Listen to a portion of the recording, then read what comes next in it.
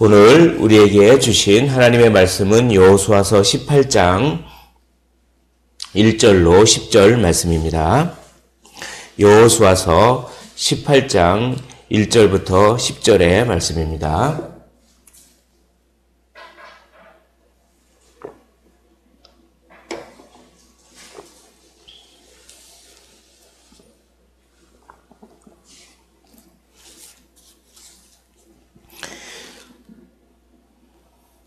우리 찾으신 줄로 알고 한 절씩 교독을 하시고 마지막 절은 함께 읽도록 하겠습니다. 이스라엘 자손의 온 회중이 실로에 모여서 거기에 회막을 세웠으며 그 땅은 그들 앞에서 돌아와 정복되었더라.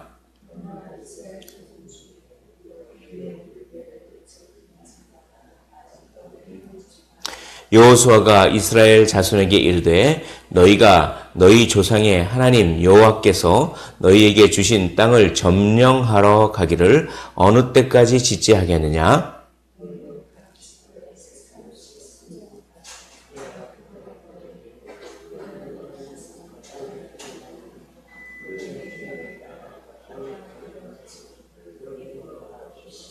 그들이 그 땅을 7 부분으로 나누되 유다는 남쪽 자기 지역에 있고 요셉의 족속은 북쪽에 있는 그들의 지역에 있으니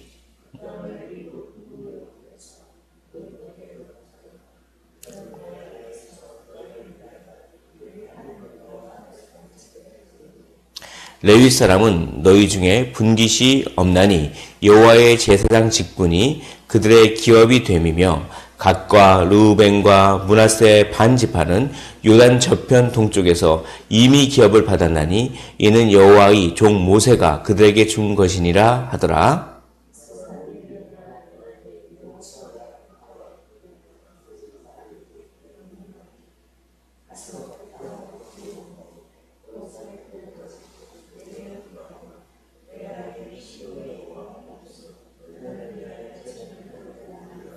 그 사람들이 가서 그 땅으로 두루다니며 성읍들을 따라서 7 부분으로 책에 그려서 실로 진영에 돌아와 여호수아에게 나오니 여호수아가 그들을 위하여 실로의 여호와 앞에서 제비를 뽑고 그가 거기서 이스라엘 자손의 분파대로 그 땅을 분배하였더라.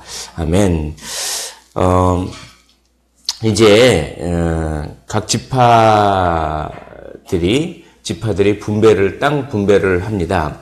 그리고 이제 땅 분배를 했다는 것은 그 지역으로 가서 그 지역에 살고 있던 나머지 그 가나안 지파들을 몰아내고 자기들이 영적 전쟁, 자기들이 이제 싸움이죠. 우리에겐 영적 전쟁이지만 그 싸움을 해서 그 땅을 차지하라. 그래서 유다 지파가 먼저 나갔습니다. 그래서 15장에 보면 유다 지파가 이제 이렇게 딱 남쪽, 이스라엘 남쪽 지역을 이렇게 점령하고, 그 다음에 16장 보면, 에브라임과 므낫세 자손이 그렇게 했습니다. 에브라임과 므낫세의 자손은 이스라엘의 중앙 산지 쪽을 그렇게 점령했습니다.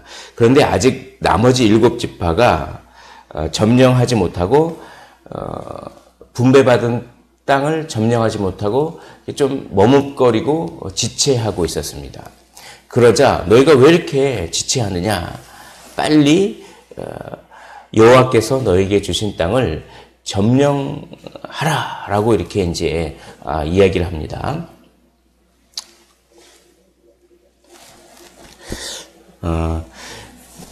여기 보시면 이 남쪽 지역. 이 남쪽 지역은 유다 지파가 이렇게 점령했습니다. 그리고 이 중앙의 산지 지역은 에브라임 지파가 했습니다. 근데 나머지 이런 해안가라든지 이 북쪽이라든지 이런 쪽이 남아 있었던 거죠. 근데 7 지파가 지체하고 있었습니다. 그 7 지파는 사실은 힘이 조금 부족하긴 했습니다. 이스라엘 중에서 유다 지파와 에브라임 지파가 가장 이제 강한 지파고 나머지 지파들은 조금 그 지파들에 비해서는 힘이 좀 떨어졌던 것 같습니다. 그래서 약간 지체를 하고 있었습니다.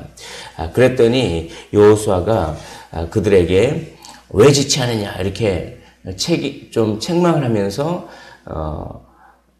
여호와께서 너에게 주신 그 땅을 점령하러 가야 되지 않느냐라고 하면서 소명을 다시 불러일으키는데 그 불러일으키는 방법이 뭐냐면 그 땅을 그리라고 하는 것입니다. 오늘 이것이 참 중요합니다.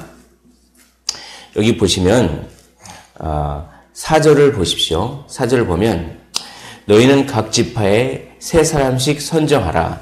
내가 그들을 보내리니 그들은 일어나서 그 땅에 두루 다니며 그들의 기업에 따라 그 땅을 그려가지고 내게로 돌아올 것이다. 이렇게 얘기합니다. 그 땅을 두루 다니면서 그려보면 마음속에 그 땅을 점령해야겠다 라고 하는 의지가 생깁니다. 그러니까 여호수아가 지도자로서 참 탁월합니다. 무조건 해! 이렇게 하지 않고 너희들이 한번 하나님께서 주신 땅을 한번 가서 직접 눈으로 봐라. 그리고 한번 두루 다녀봐라. 그리고 그것을 한번 그려봐라. 그러면 정복하고 싶은 그런 거룩한 의지가 생기지 않겠느냐. 이렇게 아주 지혜롭게 그렇게 합니다. 여기 보면 오늘 그리라고 하는 말씀이 참 중요한 말씀인데 그 말씀이 많이 이렇게 반복됩니다. 6절 보십시오. 그 땅을 7부분으로 그려서 이곳 내게로 가져오라. 이렇게 그리라는 얘기가 나옵니다. 8절에 보십시오. 8절에서 그래서 그 사람들이 일어나 떠나서 여호수아가 그 땅을 그리러 가는 사람들에게 명령하여서 또 똑같은 말을 합니다. 이르되 가서 그 땅으로 두루 다니며 그것을 그려가지고 내게로 오라. 이렇게 얘기합니다. 그래서 9절 보십시오. 그들이 그 땅으로 두루 다녀서 또 7부문으로 그려서 실로 진영으로 돌아와 여호수아에게 나옵니다. 그러니까 그리면 그 땅을 두루 다니면서 그 땅을 한번 눈으로 보고 경험해 보는 것입니다. 경험해 보고 어떻게 합니까? 그를 그리면 마음속에 의지가 생깁니다. 제가 이 본문을 읽으면서 이런 통계를 떠올렸습니다. 하버드 대학을 졸업한 많은 졸업생들이 있었습니다. 근데 이 하버드 대학의 졸업생들을 졸업한 이후에 이들이 어떻게 살고 있는지를 조사한 그런 통계가 있습니다. 그 조사를 해봤더니 하버드 대학은 굉장히 유명한 대학이지 않습니까? 그래서 하버드 대학을 졸업하면 모두 다 잘 될 것이다. 이렇게 생각을 했습니다. 근데 조사했는데 그냥 그 학교 다닐 때 내가 그래도 명문대에 들어갔으니까 뭐 인생이 알아서 되겠지 이렇게 막연하게 생각했던 사람이 있고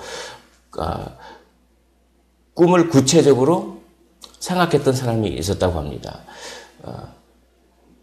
그 두 무리가 있었는데 그 두 무리가 졸업한 이후의 삶이 완전히 달랐습니다. 그저 내가 그냥 그래도 명문대에 들어왔으니까 그냥 어찌 잘 되겠지 이렇게 막연하게 생각했던 사람의 그 졸업한 이후의 삶과 꿈을 구체적으로 가졌던 그런 사람의 삶이 완전히 이렇게 많이 달랐던 것 같습니다. 그런데 꿈을 가졌던 사람들 중에서도 또 두 부류가 있습니다.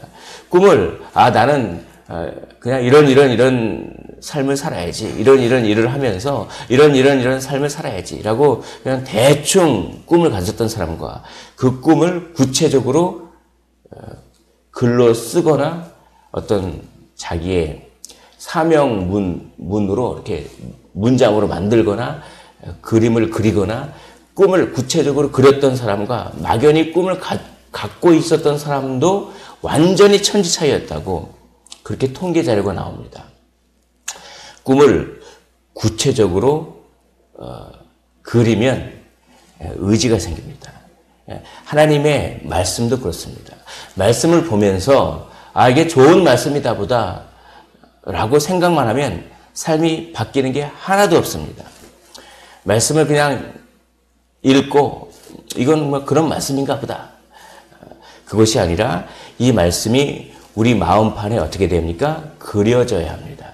이 말씀이 우리 마음판에 그려지고 이 말씀이 우리 마음판에 새겨져야 합니다. 그러면 어떻게 합니까? 말씀을 실천할 수 있는 힘이 생기는 것입니다. 사랑하는 성도 여러분, 단순히 말씀이 이건 좋은 말씀이다 라고 생각하는 것이 아니라 이 말씀이 내게 주신 말씀이고 이 말씀이 내가 이 마음판에 새겨야 한다 라고 이렇게 생각하시면서 말씀을 마음판에 새기시기를 주님의 이름으로 축복을 드립니다. 그러기 위해서 어떻게 합니까? 그러기 위해서 두루 다녔다고 합니다. 이 두루 다녔다라고 하는 말이 참 중요합니다. 그리기 위해서는 두루 다니지 않고서는 그릴 수가 없습니다. 우리 대동여 지도를 만든 우리 김정호 그분 우리 한반도 그림 그분이 그냥 그 지도를 그리기 위해서 백두산을 엄청나게 많이 올라갔다 내려갔다 하고 그냥 걸어서 그렇게 열심히 수고했다고 그런 말이 전해져 옵니다. 그랬듯이 그리기 위해서는 어떻게 합니까? 두루 다녀야 합니다. 말씀을 두루 다니십시오. 구약과 신약의 말씀을 두루 다니시되 그것을 구체화하기 위해서는 어떻게 하냐면은 먼저 작은 것부터 실천하는 것입니다. 그들이 그 땅을 정복하지는 못했지만 일단 그 땅을 정복하기 약간 두려울 수도 있겠습니다. 그러나 일단 두루 다니는 것은 할 수 있습니다. 그러니까 하나님의 말씀을 일단 자기가 실천할 수 있는 작은 것을 한번 시도해 보는 것입니다. 일단 두루 다녀보는 것입니다. 일단 점령하기는 좀 지체할 수 있지만 일단 두루 다녀보는 것은 할 수 있으니 작은 것, 작은 일에 충성하라 라고 하지 않았습니까? 큰 일에 충성하라 이렇게 말씀하지 않았습니다. 일단 작은 일에 한번 시도해 보는 것입니다. 그러면 어떤 일이 일어나냐면 하나님이 나를 도와주신다. 하나님이 살아계시는구나. 정말 이 말씀이 말씀대로 이루어지는구나 라고 하는 것을 경험하고 삶 속에서 체험하게 됩니다. 그러면 이 말씀은 이론적인 말씀이 아니라 정말 나의 삶을 이끌어가는구나. 이게 경험적으로 탁 알게 되면 더 많이 실천하게 되는 것입니다. 사랑하는 성도 여러분, 두루 다니십시오. 작은 일에서부터 시도해보는 것입니다. 또 말씀을 마음에 그리는 것은 기도하는 것입니다. 말씀을 가지고 그것을 기도 속에서 말씀을 적용하면서 기도하는 것이죠. 그러니까 기도할 때 그냥 자기가 마음속에 소원하는 것을 단지 하나님 이거 해 주십시오 라고 기도하는 것도 물론 좋지만 기도할 때 하나님께서 이렇게 말씀하지 않으셨습니까? 그래서 이렇게 말씀하셨으니 제가 그 말씀을 이렇게 기억하고 그 말씀대로 제가 이렇게 살겠습니다 라고 하면서 기도할 때 말씀 기도를 하면 성령께서 그 말씀을 마음 가운데 새겨주십니다. 이게 굉장히 중요합니다. 그래서 스펄전은 기도가 이게 스파크, 불씨라고 했습니다. 그리고 그 말씀은 장작이라고 했습니다. 그래서 불씨가 없으면 아무리 장작이 많아도 타오를 수가 없습니다. 그러나 불씨가 있어서 불이 번쩍하고 탔더라도 장작이 없으면 오래 타지 못합니다. 그러니까 이 장작과 불씨가 두 개가 다 있어야 합니다. 말씀과 기도가 다 있어야 합니다. 특별히 기도 가운데 어떻게 합니까? 오늘 들은 말씀을 그냥 기도 가운데 인용하십시오. 하나님 오늘 이렇게 해서 여호수아가 이렇게 하라고 하지 않았습니까? 제가 그 약속의 말씀을 붙잡습니다. 그래서 제가 그 삶 속에서 말씀을 가지고 두루 다니게 해 주시옵소서. 이렇게 하면서 말씀을 적용하면서 기도하면 마음판에 착 새겨집니다. 성령이 일하십니다. 그래서 우리의 의지를 강화시킵니다. 오늘 여호수아가 그리라 그랬습니다. 사랑하는 성도 여러분, 그리십시오. 하나님도 우리를 위해서 이렇게 그리셨습니다. 바로 예수 그리스도의 십자가가 바로 하나님이 우리를 위해서 그려주신 거랑 마찬가지입니다. 하나님은 영이시기 때문에 눈에 보이지 않습니다. 그런데 눈에 보이는 육신을 하나님께서 입으셨습니다. 그래서 동고동락하시면서 그렇게 같이 우리 마음판에 그려지도록 그렇게 하나님께서 이 땅으로 우리가 볼 수 있는 그런 육신을 입으시고 내려오셨습니다. 우리 마음판에 하나님이 그려지도록, 그리고 십자가에 달리셔서 십자가를 보면서 저 십자가를 봐라. 저 십자가에 용서가 그려져 있다. 저 십자가에 너희 죄가 다 못 박혀 있다. 저 십자가에 내가 너희를 너무나 사랑한다고 하는 것이 그려져 있다. 그 십자가를 바라보라. 예수님도 하나님도 그리셨습니다. 막연하게 그냥 나를 따르라 그러지 않고 구체화하면서 나를 따르라. 내가 한 거 봤지? 내가 행동하는 거 봤지? 내가 말하는 거 봤지? 그리고 내가 십자가에 이렇게 달리는 걸 너희가 보지 않았느냐라고 하면서 제자들을 그렇게 제자 훈련을 시키시고 그 제자들의 그 말씀이 계속 이어져 오면서 우리까지 오지 않았겠습니까? 우리도 그려야 합니다. 우리가 우리의 삶을 잘 그리면 우리의 뒷모습을 보고 우리의 다음 세대가 믿음을 갖게 될 것입니다. 우리가 우리의 삶을 그려내지 못하면 다음 세대에게 보여줄 뒷모습이 없다면 어떻게 되겠습니까? 사랑하는 성도 여러분, 그리시기를 원합니다. 십자가를 늘 마음판에 새기십시오. 하나님의 말씀을 늘 마음판에 새기십시오. 두루 다니십시오. 기도하십시오. 그리고 삶 속에서 가장 작은 것부터 시도해 보십시오. 그러면 우리의 삶을 통해서, 우리의 뒷모습을 통해서, 우리의 그림을 통해서 하나님의 나라가 더욱 확장될 줄 믿습니다. 오늘 하나님 그 말씀을 그려내는 삶을 사시기를 주님의 이름으로 축복을 드립니다. 기도하겠습니다.